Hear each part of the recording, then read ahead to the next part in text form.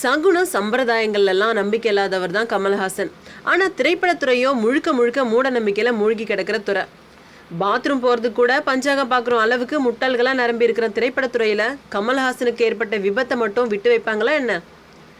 வீட்டினுடைய மாடிப்படியிலிருந்து கமல்ஹாசன் தவறி விழுந்ததை திரையுலக பண்டிதர்கள் சர்வசாதாரணமாக எடுத்துக்கொள்ள தயாராக இல்லை. இப்போதைய நிலவரம் என்னன்னா, அறுவை சிகிச்சை முடிஞ்சு கமல்ஹாசன் தற்போது நலமாக இருக்கிறதா தகவல்கள் வெளியாயிருக்கு. ஆனாலும் கமலுக்கு ஏற்பட்ட விபத்தை சபாஷ் நாயுடு படத்தோட சம்மந்தப்படுத்தி சடுகுடு விளையாட ஆரம்பிச்சிட்டாங்க சகுனிகள். கமல்ஹாசன் நடித்து கடந்த வருஷம் வந்த உத்தம வில்லன், பாபநாசம், தூங்காவனம் ஆகிய 3 படங்களும் திரைக்கு வந்தது. அதில் உத்தம வில்லன், தூங்காவனம் 2 படங்களுமே படு தோல்வி அடைஞ்சு கமலுடைய நட்சத்திர நாற்காலியை ஆட்டம் காண வச்சுது. அது மட்டும் இல்லாமல் பக்காவான ஒரு காமெடி மசாலா படத்தில் நடித்து தன்னுடைய இடத்தை தக்க வச்சுக்கொள்ள நினச்சி கமல்ஹாசன் கையில் எடுத்த கதை தான் சபாஷ் நாயுடு.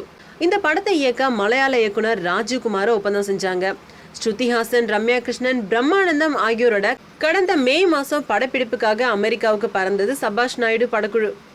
அங்கு முதல் நாள் படப்பிடிப்பின் போது இயக்குனர் ராஜீவ்குமாருக்கு உடல்நலம் சரியில்லாமல் போக வேறு வழியே இல்லாமல் சபாஷ் நாயுடு படத்தை கமல்ஹாசனே டைரக்ட் பண்ண ஆரம்பிச்சாரு.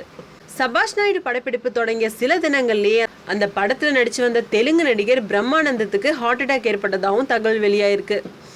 இந்த நிலையில அங்கு முதல் கட்ட படப்பிடிப்பை முடிச்சுட்டு கடந்த வாரம் கமல்ஹாசன் சென்னை வந்தார். அடுத்த கட்ட படப்பிடிப்பை வர 25ஆம் தேதி விசாகப்பட்டினத்தில் நடக்க திட்டமிட்டிருந்தார் கமல். அதுக்கான வேலைகள் மற்றும் திரைக்கதை விவாத பணிகளில் ஈடுபட்டிருந்த கமல்ஹாசன் நள்ளிரவு சுமார் 1 மணிக்கு வேலையெல்லாம் முடிச்சுட்டு மாடியிலிருந்து படிக்கட்டு வழியாக கீழே இறங்கும் போது தான் திடீர்னு தவறி விழுந்துட்டாரு.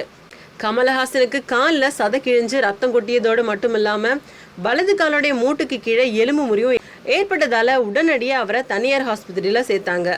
கமல்ஹாசனை அவசர சிகிச்சை பிரிவில் வச்சு டாக்டர்கள் தீவிர சிகிச்சை அளித்தாங்க. காலில் எலும்பு முறிவு ஏற்பட்டதாலும் முதுகு தண்டில் காயம் ஏற்பட்டதாலும் சிறிய அறுவை சிகிச்சை செய்யப்பட்டுச்சு. அறுவை சிகிச்சைக்கு பின்னாடி கமல்ஹாசன் நலமாக இருக்கிறதாகவும் அவர் 10 நாட்கள் ஓய்வெடுக்கணும் அப்படின்னு டாக்டர்கள் அட்வைஸ் பண்ணதாகவும் சொல்லப்படுது.